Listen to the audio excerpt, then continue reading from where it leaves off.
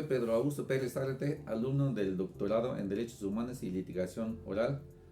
de la Universidad IEXPRO, con sede en Tuxtla Gutiérrez, Chiapas, México. En esta ocasión voy a hablar del tema de víctima a cargo de la doctora María Guadalupe Domínguez Moreno, profesora de la materia Seminario en Casos de Defensa y Litigación Oral 1. Para este tema se consultó la Constitución Política de los Estados Unidos Mexicanos, el Código Nacional de Procedimientos Penales, así como la revista Inmexius, publicada en el mes de mayo de 2019. El tema de víctima tiene mucha historia, hay mucha literatura jurídica en torno a la misma. Sin embargo, ha cobrado relevancia en los últimos 15 años a partir de la reforma constitucional de 2008, específicamente en el apartado C del artículo 20 constitucional se encuentra regulado los derechos de la víctima. Y a partir de entonces se han escrito muchos artículos, libros, y en el 2014 se publica el Código Nacional de Procedimientos Penales, en donde en sus diversos preceptos normativos se encuentran regulados los derechos de la víctima. Uno de los derechos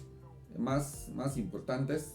de la víctima ha sido la coadyuvancia con el Ministerio Público, así como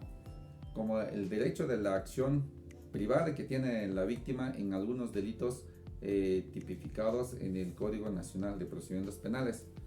Sin embargo, a la fecha, a 2023, en muchas ocasiones hemos sido testigos de que las víctimas sigue siendo como partes procesales que no ha tenido acceso de manera contundente o de manera específica en muchos procesos penales por muchas cuestiones. En primer lugar, no se le ha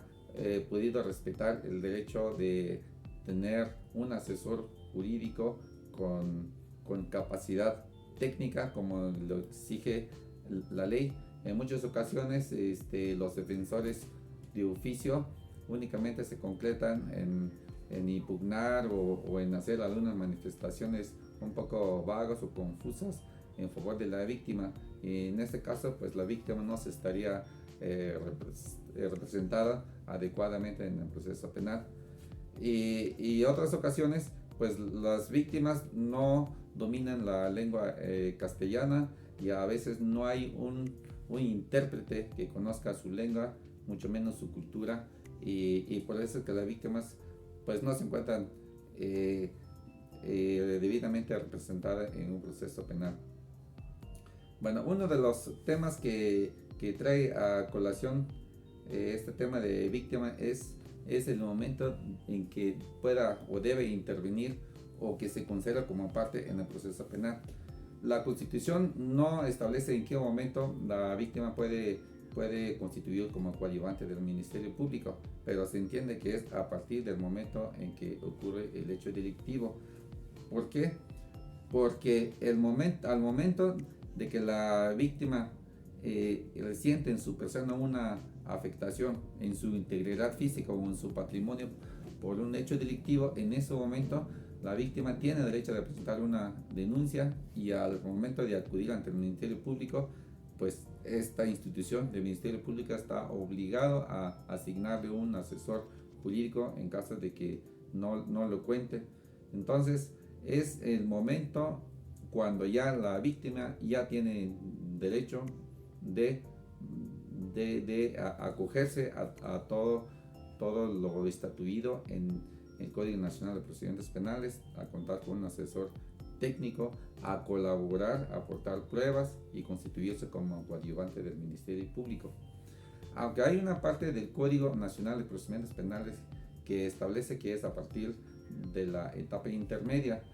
sin embargo, hay delitos en que es preciso que la víctima cuente con asesor técnico y con constituirse como coadyuvante desde el primer momento en que acuda ante el Ministerio Público a presentar la denuncia de hechos.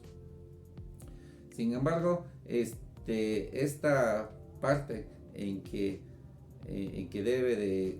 constituirse como coadyuvante, no es un tema tan relevante para poder identificar o establecer concretamente a partir de cuándo la víctima puede constituirse como coadyuvante.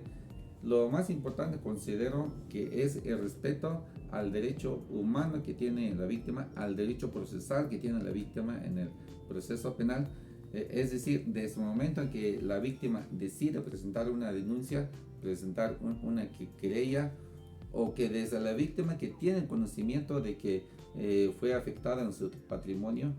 porque no necesariamente cuando ocurren los hechos la víctima ya tiene ese conocimiento, tratándose de delitos patrimoniales.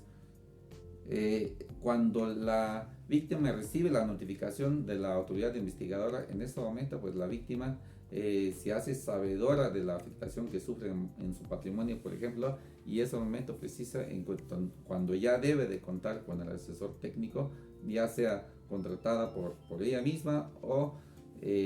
asignado por el Ministerio Público. Entonces, en este caso,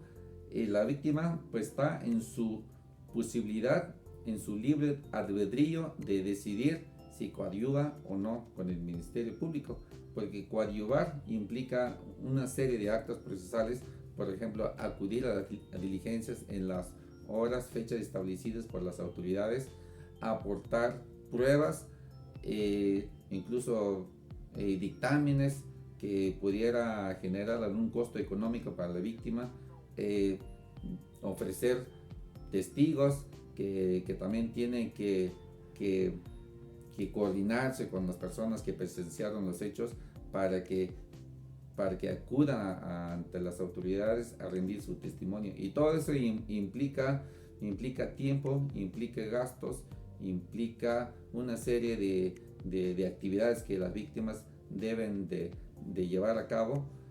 y que en muchas ocasiones se sienten revictimizadas porque la forma o en sí el proceso penal pues es algo nuevo para las víctimas. Las víctimas no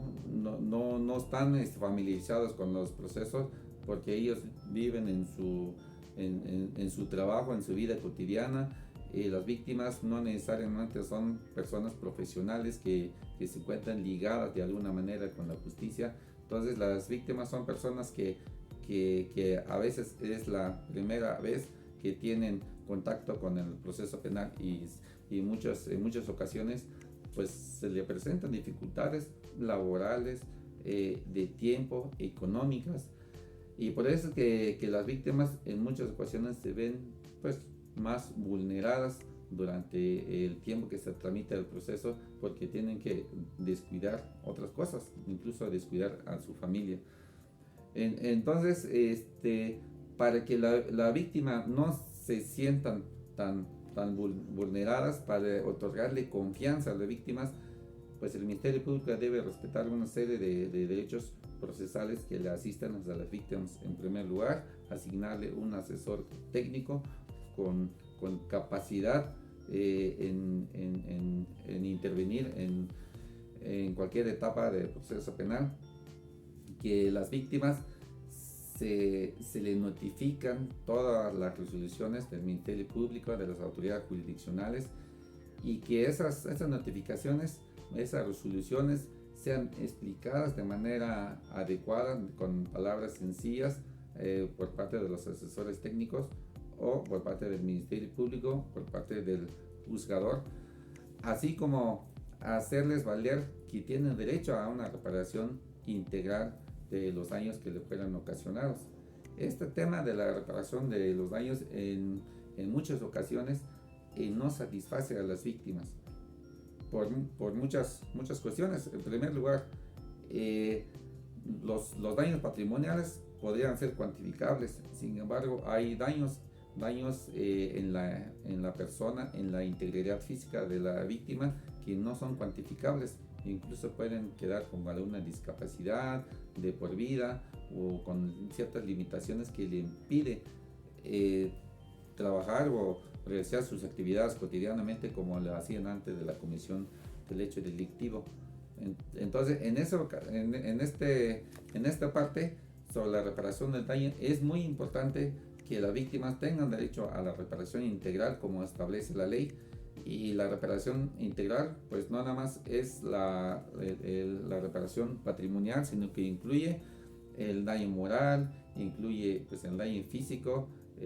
sufrido en su persona, incluye el daño, daños colaterales, por ejemplo, el lucro cesante, todo lo que la víctima dejó de hacer con motivo del delito, o también puede incluir el daño emergente, es decir, todos los gastos que la víctima realiza para atender el proceso penal. Entonces los jueces deben ser muy acuciosos al momento de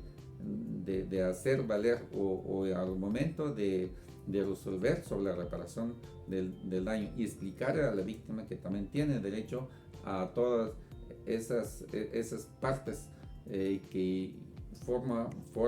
una parte integral de la reparación del daño, para hacer lo posible que las víctimas se quieran pues